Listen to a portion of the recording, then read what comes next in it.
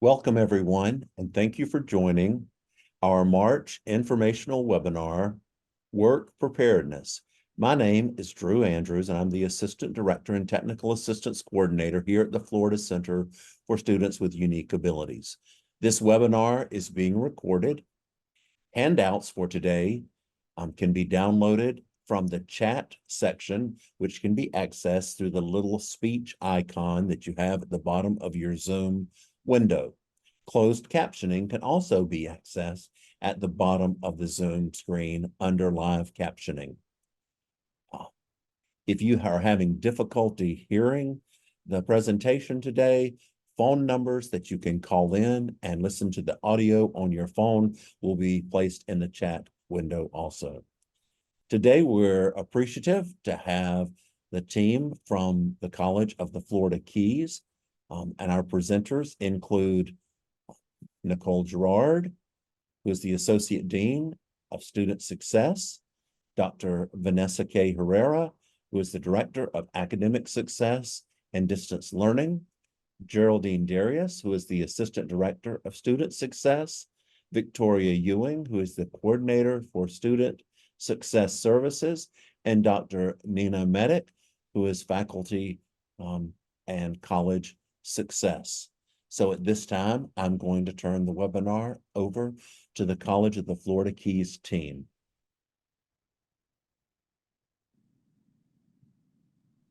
I hope everyone can see my screen. Thank you, Drew, for the thumbs up. I'm not really going to go through all the pages, only because you will get this and you will be able to start the PowerPoint where you would like. But I would like to say that our director for the program, she's not here today. So as her assistant, I'm going to go first. And thank you, Drew, for the introduction. I want to share why I'm so passionate about what I do, because it leads into what it is that we do here. My background, Haitian Creole and Dominican. I also speak Spanish and French, but with this population that I've always worked with in the Bronx, where I'm from, it has made me always want to help someone. Since I was 14 years old, I knew I wanted to be a speech therapist, and the speech therapy led into transition. And from being a transition specialist, which, by the way, as a speech therapist, when you get to the part of the IEP where you talk about transition, I disregarded it until I found out how important it was.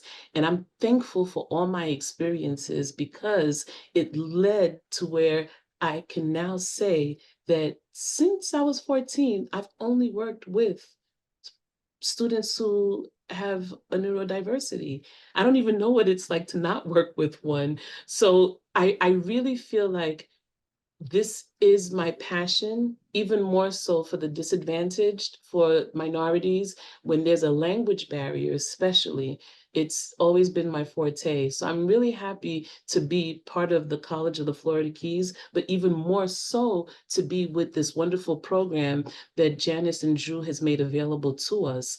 And I found where I belong. So I'm very happy to be part of this department and part of this network. And with this network that we have, every month we have the opportunity to share and to learn from each other. And that's all we're doing today. The next slide, I'm just going to have talking points of things that you probably know already. And if you don't, you'll get the link at the end. And hopefully, with these webinars that are put on by FCSUA, we can also get help from you. This is a growing program. There's so many things out there. There's so many things to use. We won't know them all unless we share and network and work with each other. I work with a pretty good team. I don't know about other schools, but this team is amazing. And without them, none of this would be possible without having a good team. So let me start talking about VR. VR, I learned about them when I was doing the IEPs as a speech therapist in high school. And it turns out that every state has a VR program. You will not believe how many parents and students don't know about VR up until this day. it has become a requirement for them to enter into our program. They have to be with VR in their state even before they come here, because we have dorms here. So a lot of times the two VRs will communicate to help with the students if they were with it already or if they're not. And as a side note, I want to mention that we give an exit document. When students leave here, they already know what the name of their VR is in their home state, because I make them look it up, and they have to be part of the conversation of what resources do they have when they leave here and go back home. If you don't know about VR, you will. VR, my guy, we work very closely together. I like to tease him and say he needs to give me some money because I do a lot for him when he can't get in touch with the students, because students do not read their emails. I'm sure it's across campuses. Um, I go hunting for them and I get things done because I understand that this link with VR is so important. The only thing I can say about VR that I wish they would change, but I understand why they don't do it, is that after 90 days of employment, you actually get taken off their list. But if you lose your job after 90 days, for the rest of your life, you could apply. So it's something that I had to let the students know that yes, they do drop you after 90 days of employment, but that's good. You've been working for 90 days. Awesome. But yes, they will drop you. But if you lose your job and you need help finding a job, go back to VR. Now, VR has put me in touch with Employ You. I never heard of them until VR. Employ You is just another agency that is used to help students find a job. Other than Employ You, I try to make myself available to all kinds of things that come my way. I subscribe to newsletters, webinars. I apply to so much that I have my email is inundated, but it helps me because I get to sift through what's out there and I get to share with my colleagues. So one of them is from the University of Florida and it's called Voc Fit. And I do encourage anyone to use the link at the end because they're looking for more people for the survey. And the survey has to do with a vocation for our students with unique abilities, how to better the vocational aspect. You know, the whole purpose of this program is to make our students independent, and having a job builds independence. So it's a wonderful survey. One of my students said, "What is this survey going to do for me?" I mean, it gives you $40, but in actuality, the survey is there to make programs better for vocational rehabilitation. So I said to my student, it's not really for you personally, but it's to help others who will need help in the future. Would you like to help out? And he said yes. So Doesn't through that Voc, survey, Geraldine, provide students with kind of an assessment of their career skills, where they're at, where they want to be, that sort of thing? yeah, I do that, Vanessa. Thank you. The Vogue Fit, they send out a newsletter as well, and I really read everything that I get. The newsletter introduced me to ONET. I never heard of ONET. So here's just another tool that we can use. And ONET, I hear it's like not just the state of Florida. It's what can I say? Across all states. I'm not familiar with the tool. I just found out about it, but I will be using it. And just to let you know, we have things we've used in the past, things that we're using now, and things that we're going to implement. Florida Shine was one thing we used to use. Again, the link is in the end, but we don't use it anymore. We are looking to use something else, and I'll let Dr. Medic talk about that. Uh, I also subscribe to the University of Memphis, because they have a lot of webinars that they send my way, a lot of training for career development and job placement. They had a really nice one that I just recently took. It's called Dining Etiquette. I needed that soft skill myself, and I learned a lot, and it was very interesting. So it's nice when we're able to pass on different things that we use to better ourselves so we can better our students, but also better each other who are learning about the different platforms that exist. The last thing I want to talk about is Tara Frazier. Well, she's the person. Everybody knows Tara. And you know, when she's popular, she not only is she popular, but when she's passionate about something, you can't help but be passionate about it because of how she presents it to you. So Dr. Tara Frazier has constantly been a source of support to get the mentorship program here at the College of the Florida Keys. We just got accepted. I'm very excited because with this program, I'm actually able to hire my project access students to be mentors for the new cohort that's coming in. And with this, we keep talking about, what can we do to help our students be prepared for the world of work? They get real work training experience. We're going to train them. We have them fill out paperwork. We're going to have timesheets. They have to keep an allotted time of how many hours they worked. It's going to be quite a bit of work for me to do, but I'm looking forward to it because it is going to build what it is we're looking for so that they will have real experience before they leave the college. So in resume, we have a lot of platforms that we can use. There's different things out there. Sometimes it's a bit overwhelming, the inundation of emails that I get. It's difficult sometimes to sift through what you want to use, but it's worth your while because it empowers you, your students, and in turn, staff members as well. So I just want to thank you all again, and I'm going to pass the next segment on to my coworker, Dr. Herrera. Oh, it's Victoria. Sorry, Victoria, it's you. Hi guys, good afternoon. My name is Victoria Ewing. I am currently working as the coordinator for Student Success Services, which is also known at the College of the Florida Keys as the Accessibility Department. I'm a former special education teacher at both the middle and the high school level.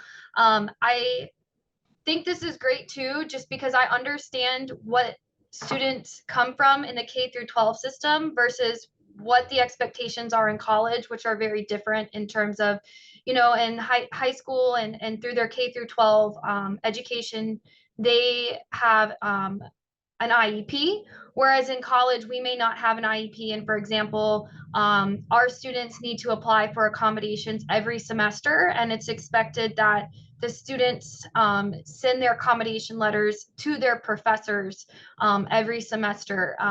And so that's just one thing that's a little bit different, and being able to explain to parents the differences when they may not understand. I have a bachelor's in speech language pathology and audiology from Old Dominion University, and I'm a current graduate student at Old Dominion University for special education general curriculum.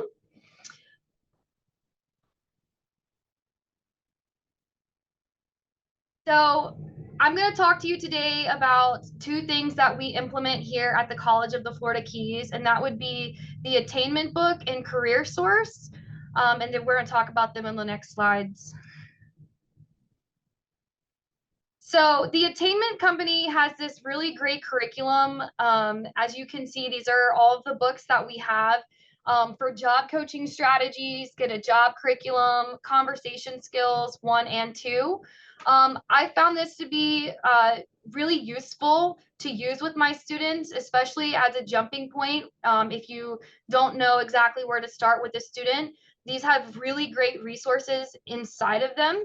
And the next slide will give you an example of what's in there. It's a functional assessment form. This was taken right from the Attainment Company book. And it's basically a way in a form to make sure when you get to know students, what you're getting to know about them, because the ultimate goal of our program is for our students to be employed. And we want to know how we can help them get there. And that's first by getting to know the student. So not only do we get to know the student, but also the student's family, which is very, very important. Their home environment, medical, what their financial needs are, One thing that we found here at the College of the Florida Keys is though we live on an island, transportation can sometimes be a challenge for some of our students. So helping bridge that gap for their transportation needs, if that means helping them, our bus station luckily is right down the street. So if that means, you know, directing them to the bus station and helping them navigate that to get tokens for the bus or to use the bus app, which is what we have down here in the Keys. We have a bus app. And some other things that this assessment will do is help you learn like their learning styles, their social skills, what their strengths and weaknesses at. And a big one too is their preferences. We just want to make sure that we're placing these students in a job that they, one, are good at, and two, that they enjoy. I think that's really what everybody wants, is to have a job that they enjoy. So that's just a little bit about what's inside this curriculum. But there's all sorts of material. And the cool thing too about this curriculum is that it allows you to download. So I have a hard copy of the books, but I also get a digital copy of everything. So for my teammates and for, you know, Dr. Herrera, who's in the Upper Keys, she can get on our team's site and she can see all of this information there. I have uploaded all of the books there, and they have like templates and different things and checklists and examples of resumes that you can use with your students. Before I change the slide, I want to interject that I'm very happy that Victoria brought this book to our attention. I haven't used it yet, but it made me realize that I kind of reinvented the wheel, and I didn't have to, because when I meet with my students one-on-one, a lot of these questions are what we discuss, because it is so imperative to know about the family dynamics so that we can help the students. So a lot of times, you know, you hear, well, you're in college, in a real college environment, which this is, parents aren't really involved. I cannot be successful without, I don't think any program would be successful without parent information, parent knowledge, family dynamics. What I can't get from the student, I get from the family. And you just understand the whole being of the student, and you're able to help them. It's almost like having an IEP. The meetings we have one-on-one, I know who my student is, and that is the first positive aspect to help them to be successful. So thank you, Tori, for bringing this to my attention, and I can't wait to start using it. There was something else that you said that I wanted to bring up, but it slipped out of my mind, and if I remember, I'll come back to it. I do also want to say about the attainment curriculum that it is specially designed for students with unique abilities. So it is scaled. So not everything is applicable to what we necessarily do here at the college, but there's a lot of great ideas that you can pull from in that. The next thing I'm going to talk about is Career Source. Career Source is similar to Voc Rehab or VR. Students will work one-on-one with a job coach, and basically they pull from a bank. The business would apply to be partnered with Career Source, and so when a student goes to Career Source and to the job coach, they partner, they get to know that student, and then they look in their database to see who would be a good fit. And I just think this is a really good tool. For some time, we had Career Source on campus as well, and they help with resumes and cover letters and things like that. And they are located all throughout the state of Florida. So it's just a really good tool to have in your toolkit. So next up, we have Dr. Herrera. Hello, everyone. My name is Dr. Vanessa K. Herrera.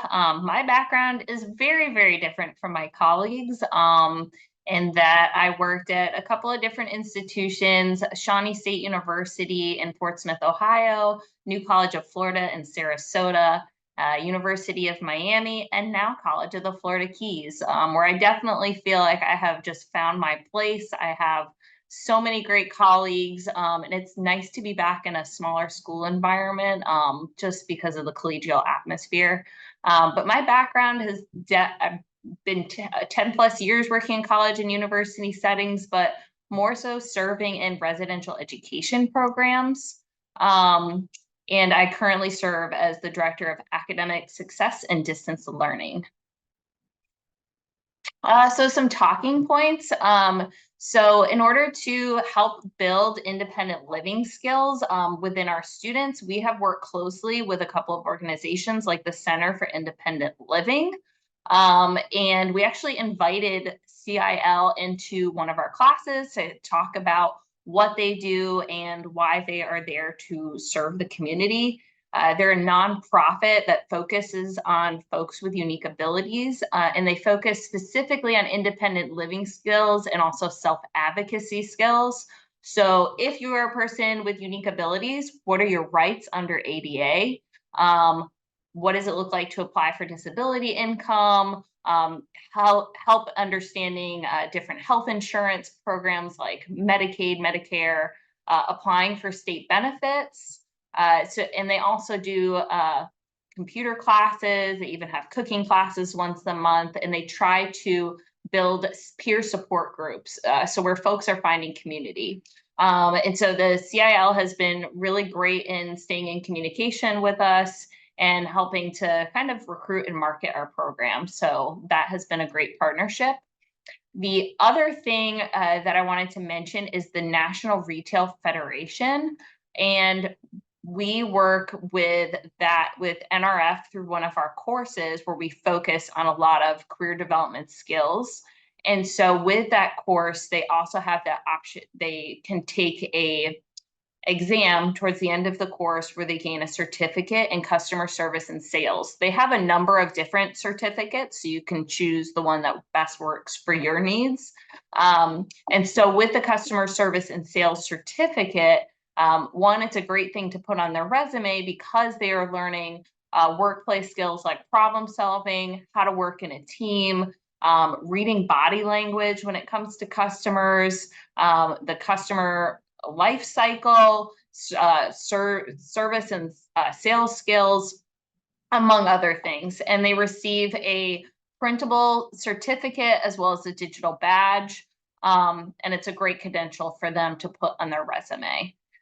So that is something we do with one of our courses. And then I'm going to share a couple of our career success stories from past students. So we actually had one Project Access graduate leave our program and is now working for CBASE as a galley mate. This was perfect. As Geraldine mentioned earlier, it's so important to find things that students are interested in so that they stay motivated throughout the process. This student had experience working in restaurants and loved being in the kitchen. So finding this position as a galley mate was great. They're also saving for a brand new truck and learning how to drive. So they have just kind of taken off after graduating from our program. And I think what it's main reason I wanted to highlight this story was just how CBASE has been supporting the student. This student is someone who struggles to understand and keep time. So when it came to food orders and getting them out at the right time, they were struggling. They could have easily given up on this student, but instead they got the manager involved, they got HR involved, they provided digital clocks on a whiteboard with a list of times, and even suggested some own ways they could learn to keep time, like using their iPhone or their digital watch, and just making those small adjustments so that they could be successful in their position. And so this is just a great example of how important it is to build those relationships with employers and find employers that are willing to work with people with unique abilities. Vanessa, if I could just interject that this company here is what would be ideal for everyone to work with. It's kind of like what we call UDL. This is what we want for the individual student that needs this. Actually, it's good for everyone, not just for students who are neurodiverse. It's just a wonderful example of how we can work and help a student or anyone who needs help if you want to keep a good worker. And VR, they actually have job coaches that go into the place where the students work and will work with management so that they can do things like this. right away, dismiss someone because they forget to come in, or they forget to do things in a timely manner, or they don't take initiative. These are the little soft skills. These are steps that we build. We try to build it here before they actually go into the world of work. But if they can't, VR and these other agencies, they're here. They have job coaches. We can use a job coach to work with the employers at a facility. But this place right here is great. They do it automatically. I'm And to glad add you on to that, open. I know Geraldine and Victoria were talking about how important it is to know the family dynamic, because before this student ended up at C-Base, the family was pushing for them to end up in a high-end restaurant, and they were having a lot of struggles finding that perfect restaurant with the perfect reputation for them to join. But ultimately, they need to be at a place where they feel successful and they feel supported. So I think they ended up at the right spot. Next is Angie. Some of you may be familiar with Angie because she was a little bit of a celebrity at the last Institute held in July in Orlando.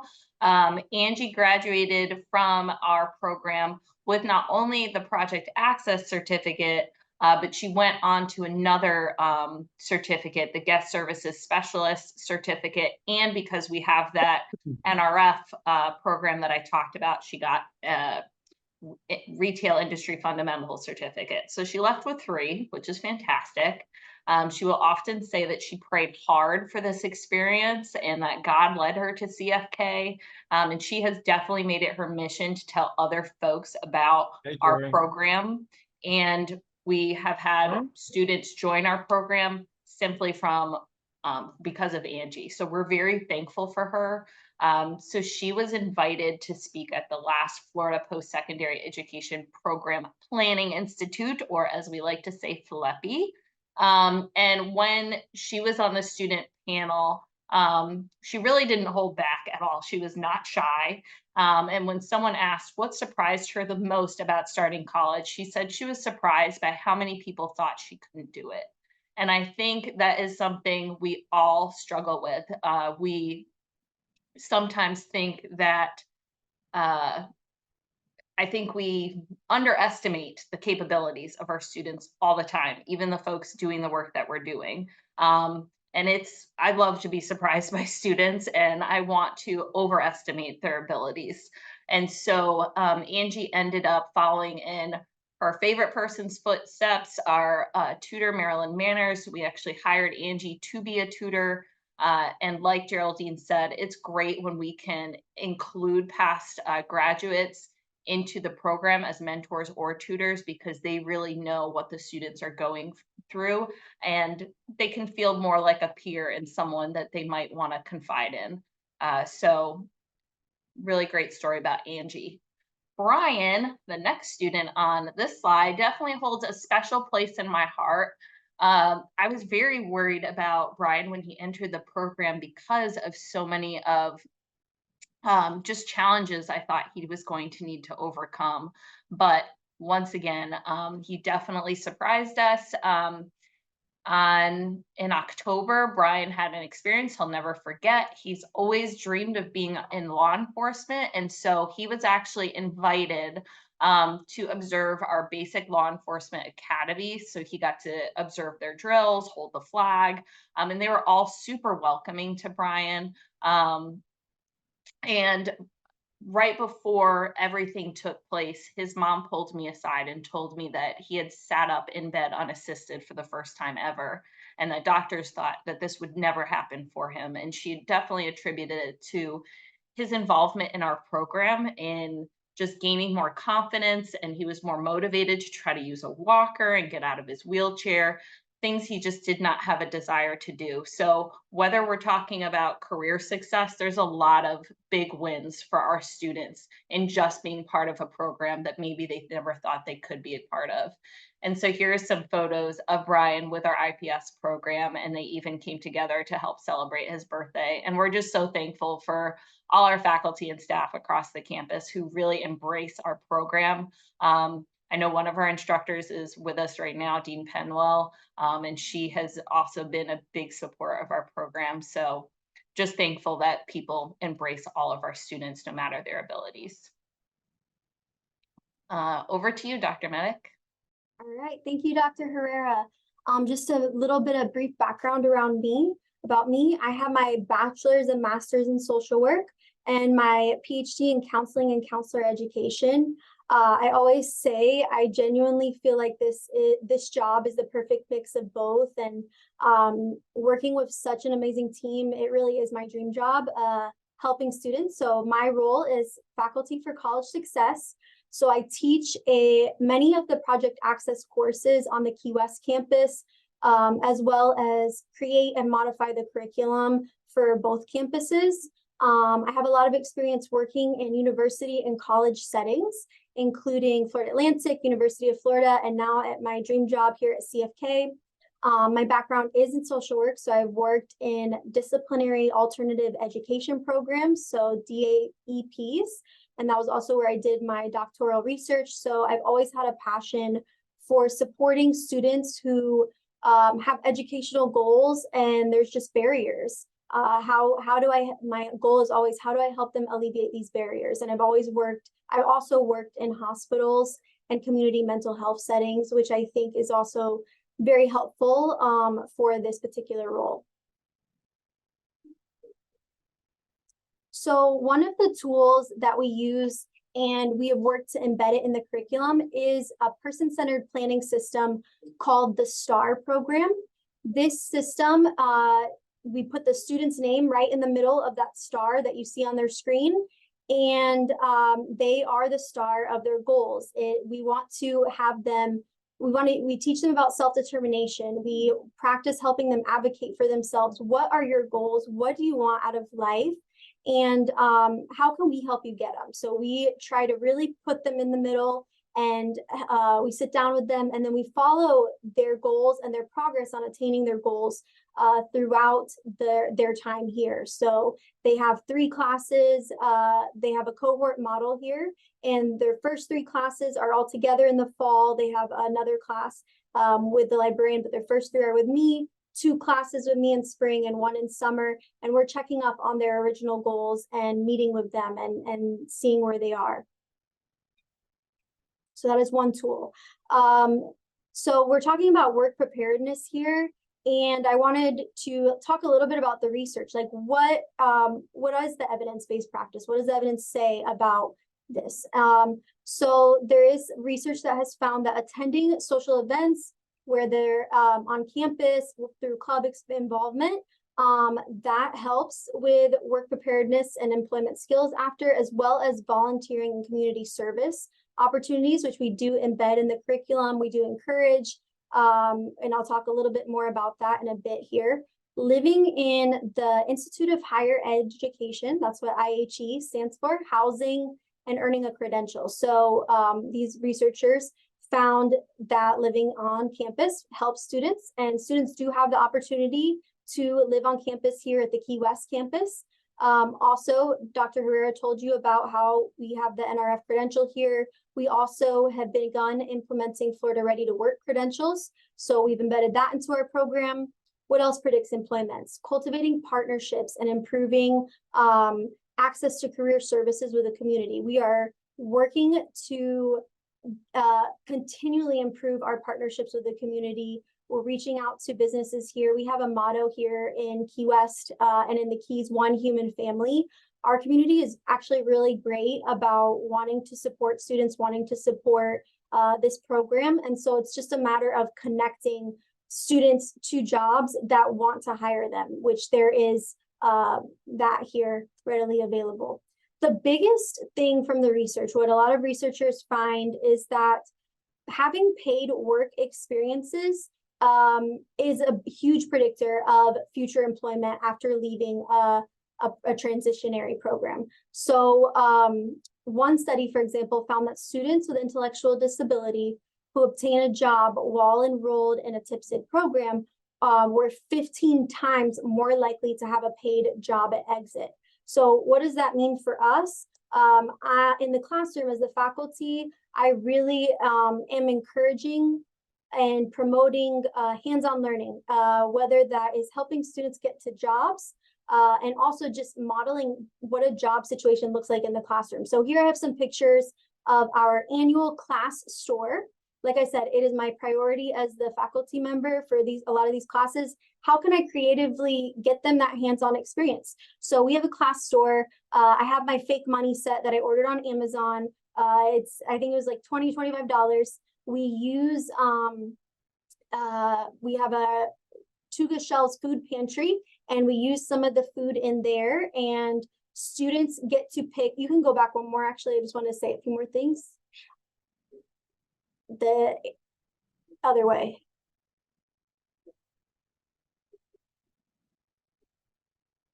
Thank you.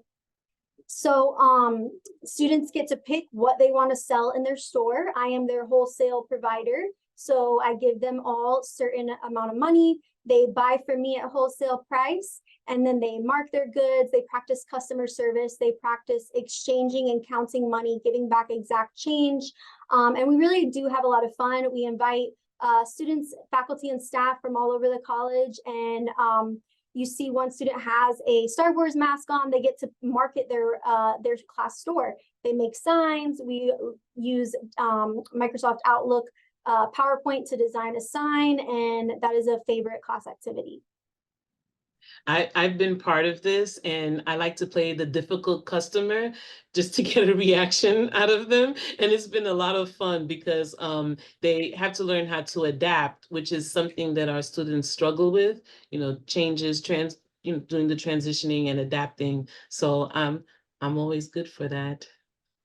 Yes, I rely heavily on my team. I'm always inviting Geraldine, Victoria. I would invite Vanessa, and we have virtual events. I invite her because she's 3 hours north of us.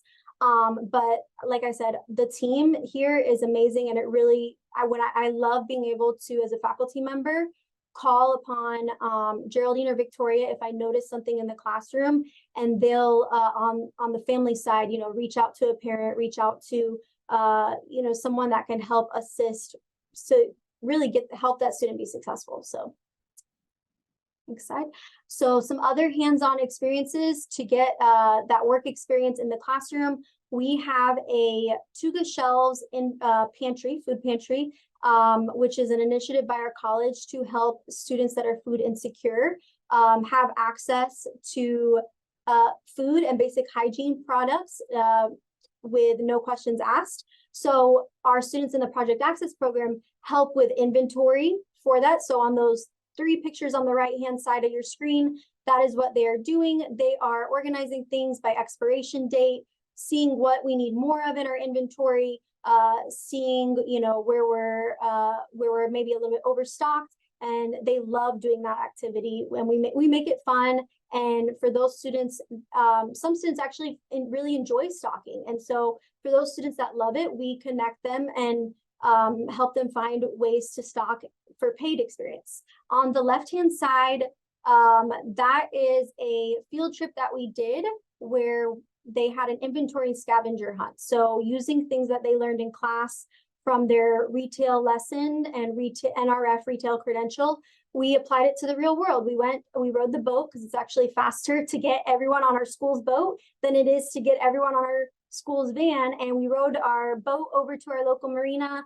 The school's boat filled up on gas. And while the boat was being filled up with gas, our students went around the marina. What kind of marketing strategies are they using here? Are they doing cross-selling? Are they what is their security system look? How are they prevent loss prevention? We tied all of that in our scavenger hunt, and students have a lot of fun.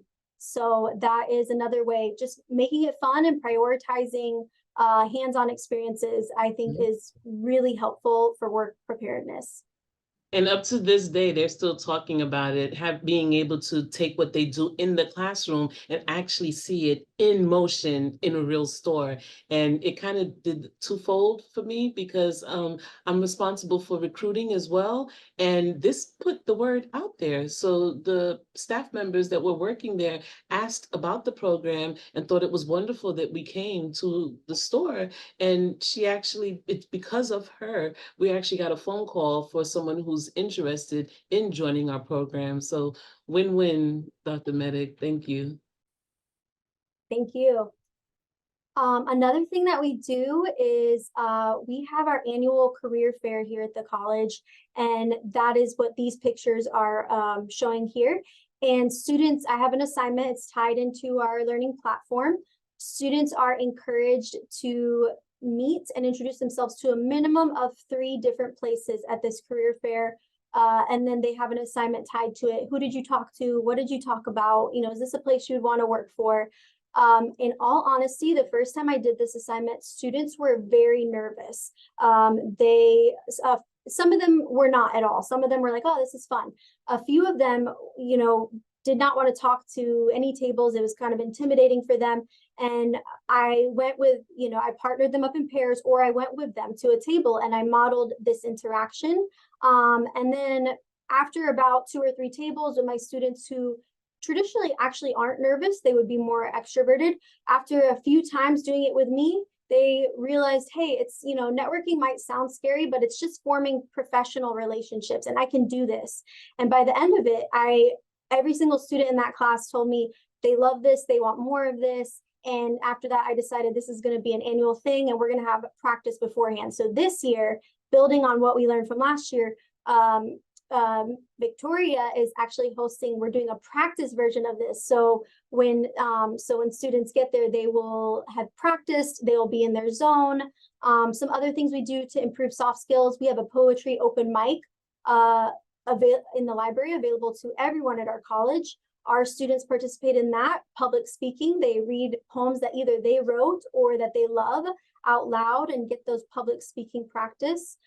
We also do mock interviews in the classroom. And again, this is something that students were really nervous about, which surprised me. Even my most talkative students, when I was their interviewer, they were nervous. And during class, you know, they're talking my ear off, but then they have to schedule a time, come to my office. They know the questions beforehand. We practice them in class, and then suddenly they were very quiet and shy. And so we practiced that a few times, and that's something that now we're trying to get as much of this experience as possible. So students realize, you know what, it's just practice. I can do this. And by the end, the goal is always that by the end of the semester, they've done it so many times that they're confident in themselves and they know that they can do this. Nina, I like the idea that you kind of try to convince them to do things outside their comfort zone, because I find a lot of times, because of lack of exposure, they're just things that they just don't know. And I like to gently coerce for them to enter into things that they're not familiar with. One example I can give really quick is no one wanted to take ceramics. It just wasn't something that they wanted to do. They didn't want to get their hands dirty. They just did not want it. But after gently coercing them, oh, I have so many artifacts in my room of items that students made. They love it. And now some of them even join the club where they actually work on ceramics. That example showed me it is good to encourage. I mean, I say gently coerce, but it really is good to encourage to get out of your comfort zone. That's for anyone, but especially our students who don't like change. Some of them have sensory issues and just don't want to touch. Well, if that's the case, then we can work with that in a setting. So it's nice to be able to give them these opportunities. And this is a team effort. This is a school effort. And we just work in a really nice place, don't we? I would agree. And the students that were hesitant to join the pottery class invited me to their annual pottery show and were so excited to show me everything that they made. And those were the same students that were nervous in the beginning. So sometimes it's just giving them exposure and realizing, hey, I can do this. This is something for me, even if I might be nervous about it at first. Another thing that I like to do, service and experiential learning as much as possible. It's harder with a bigger cohort, but we still make it work. So some students have transportation issues. They have vision issues where they won't be able to drive. And some students are genuinely afraid of the bus. I had that this year. So we do a bus field trip. Thankfully, our bus station is literally less than a mile away. So they've been awesome. Our community is really great here, and we learn about how to ride the bus. We also do a class exercise we have a class called Effective Living, which is just adulting skills. So we partnered with our culinary department to learn about how do I, cook on a budget, cook at home, which you might not think it relates to work preparedness, but it does, because if you can take care of your nutritional health, you feel confident in that, you will feel more confident in the workplace and just about your skills as a human being, as an adult. On the right-hand side, that picture is our campus cleanup. So we encourage students to do service learning, and we have pictures of more students, but I put that one in, and that was an example of a campus cleanup. So some other things that we do, we have been ongoing effort to modify our curriculum to really make the most sense. So we added a portfolio class. So students are in this class, this will start with next year's cohort, but we've been sampling some things this semester as well. They are working on an e-portfolio, getting their resume and cover letter documents in one place. And throughout this class, they're practicing those soft skills and career building skills. We also are one thing I'm really, really excited for is next year will be the first year that we'll be having a summer internship class. So this class will be an opportunity for students to have an internship for a grade, but then also they're meeting in the classroom at least once a week to go over any issues they might have on this internship site, any questions. We moved career exploration class we started this year, we added it to the curriculum, we moved it to the beginning so that students, when they first start here, we have an idea of what their career goals are. We're giving them some early experiences so they can say, hey, this is for me, or hey, this is not for me, so that we can help them as they go through their time with us. And again, we do service learning, hands-on, anything that we can make fun for them. Class role plays, we do a lot of that. Geraldine is an amazing actress. And we do some job shadowing. I'm having them intern a professional in a job that they can see themselves doing. And my goal is that they'll enjoy the interview so much that maybe they'll try to interview other professionals, because we have a few students that can see themselves doing more than one job. So just giving them that getting their toe in the water. What do I like? What do I not like? What is for me? Something else we started doing this semester was our Florida Ready to Work.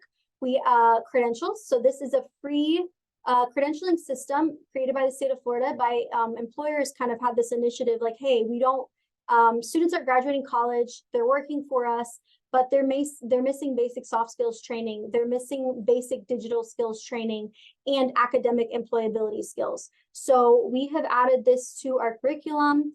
The academic employability skills include, just for if any of you are interested, it includes data, reading, and math.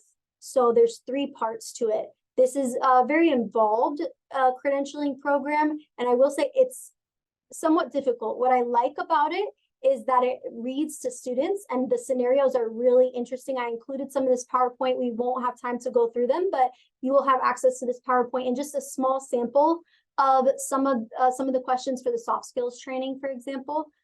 The other thing I really like about it is you get a badges for each lesson that you complete that connect right to a student's LinkedIn. And then the students like that too, right? Because it's, you pass the post test, you do the training. All right, I'm credentialed in professionalism skills. I'm credentialed in soft skills in general. And then it goes on your resume. They get a fancy certificate, which we print out for them. And like I said, it is the one thing I do not like about it, for those of you that are faculty and planning to implement it, those post tests do not have the correct answers. It just tells, if you can take the post test as many times as you want, but it tells students, hey, go back to lesson 1. This is all your questions you missed are in lesson 1 or missed in lesson 3. So for our students, I'm finding it helpful to break it up into small pieces as possible, and then seeing kind of what lessons are they continually missing and how can I teach that better in the classroom. So Dr. Medic, we only have 10 more minutes left, okay. And I wanted to just say that our students actually graduate and will get these certificates. They'll get these 3 from Florida Ready to Work. It's our first time using it. We just found out about them. And they will get the retail industry fundamentals from the NRF. The other slides that we have here, because you're going to get this, you can actually see some of what they do on Florida Ready to Work. We want to continue. You'll be able to use these links. If there are other links that you found here, we would like you to reach out to us. You have our information, and if you don't mind, we would really like it if you guys can do this really quick. I'm going to stop sharing and give it over to Tori. Hi guys, we have a Slido, and you'll have to forgive me. This is my first time using this function, so give me just a second. Can everybody see my screen? Yes. You guys can join Slido.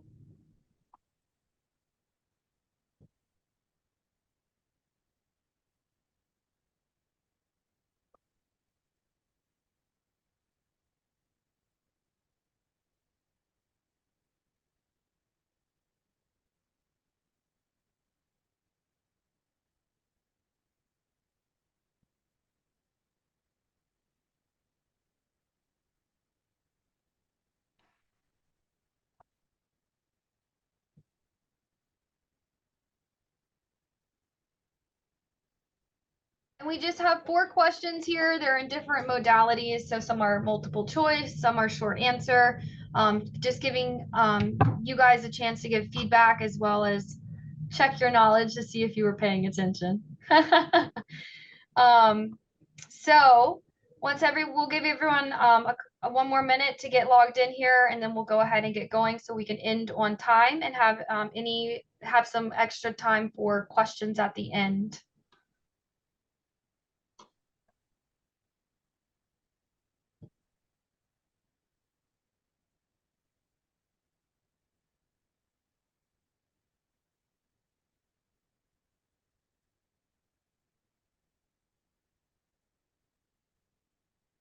Right.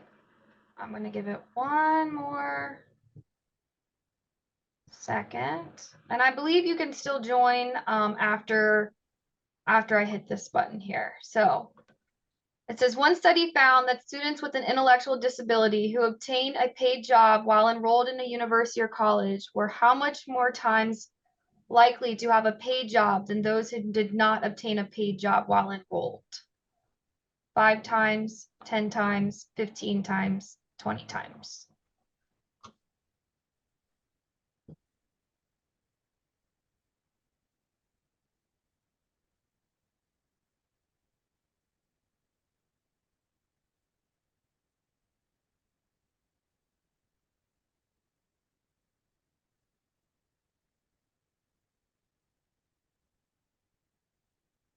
Are you One gonna more. click? Yeah, I'm watching everybody come up here. So once everybody or almost everyone's submitted, I'm gonna go ahead and look at the leaderboard here. Oh, awesome. Look at Drew, you're number 1.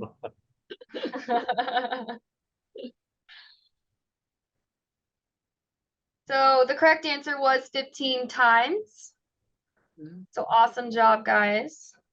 So I don't think we're going to have time to do any more because we did want to leave room for questions. Someone did ask a question in the chat, and I think the answer was shown on the screen where it showed you that the NRF certificate that, it's not part of the AS program. It's a certificate that they take through the class, and they take that exam, and they actually have a sample here. I put a link in the chat, so if folks are curious about the different credentials they offer, if you can go to that link. Okay, good. When Drew, when this is sent to them, the conversation in the chat is also sent? The chat is not sent, but we will send all the links that were put in chat. Yes. Understood. Okay. Yes. So this is the end, and I want to thank you all and Iris for actually asking us to do this. It came as a surprise, and we were very flattered, and no one actually wanted to do it. So I'm just really glad my colleagues came on. Yeah, I didn't want to do it either, but the importance of sharing, that's always been a big thing. And how could I say no when so many other colleges shared with us?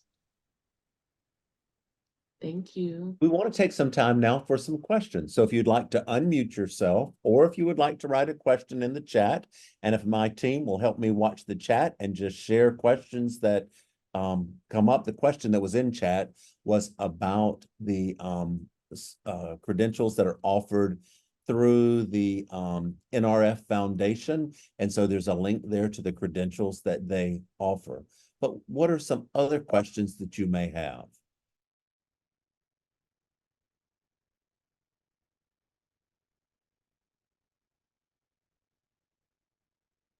I'd also like to share with you that our evaluation is also in the chat window under webinar evaluation, and we would really appreciate your feedback. Okay. Gilda, if you'd like to ask, please feel free. I see your hand up there. Yes. Hi, I'm a parent with my son who is in 10th grade actually. He's gonna be graduating next year with the 18 credit diploma because he was retained in 3rd grade. So we thought it would be advantageous for him to exercise the 18 credit and get the life skills he needs. Just like Geraldine said, how the schools rush through transition portion of the IEP. That's why I'm sitting here. They rushed through it. There's just so much information. As a parent, I just don't know where to start. I sit in these meetings. There's so much information. I'll be going to UCF to tour their program. But I did remember, I don't know where it said it, you have to be careful with what they write in their IEP because if they don't put, or the student doesn't put an interest in pursuing this, the university might not accept them into the program. So, and then I'm reading that a lot of, there's one that if the diagnosis, developmental delay, that's very vague, where I don't see things with specific like autism. Are we looking at the IQ score? I know they can't be so low, they can't be so high. I just don't know.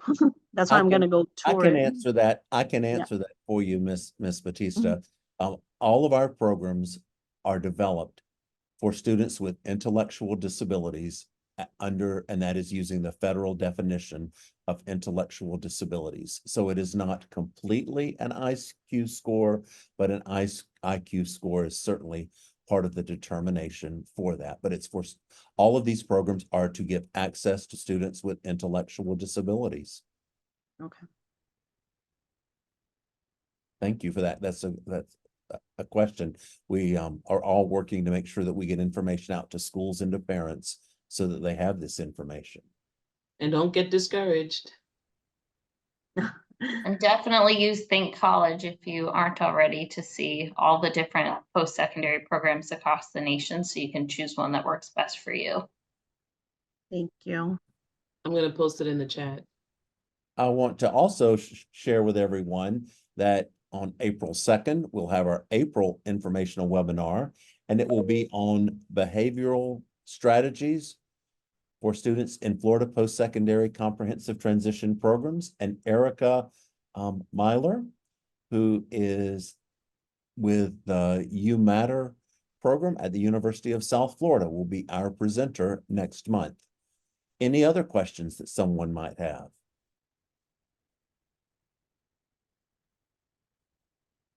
I'd like to thank everyone for joining us today. This webinar will be placed on our YouTube channel. You will receive a link to that in about a week. It takes us a week to make sure that it's formatted so that it's accessible. And you'll also receive a link to the evaluation because the evaluation really matters to us. It's how we determine our topics for upcoming webinars. So we really do appreciate your input. We'd like to thank all of the guest speakers today from the College of the Florida Keys. A wonderful job. We thank you so much for sharing information on your program. And I would encourage folks to go and visit sometime and just see the wonderful program that they have at College of the Florida Keys. Hi, Joanne. Sorry. Nice to see you. And so, any other questions before we go? All right. Thank you all, and I wish you a good evening.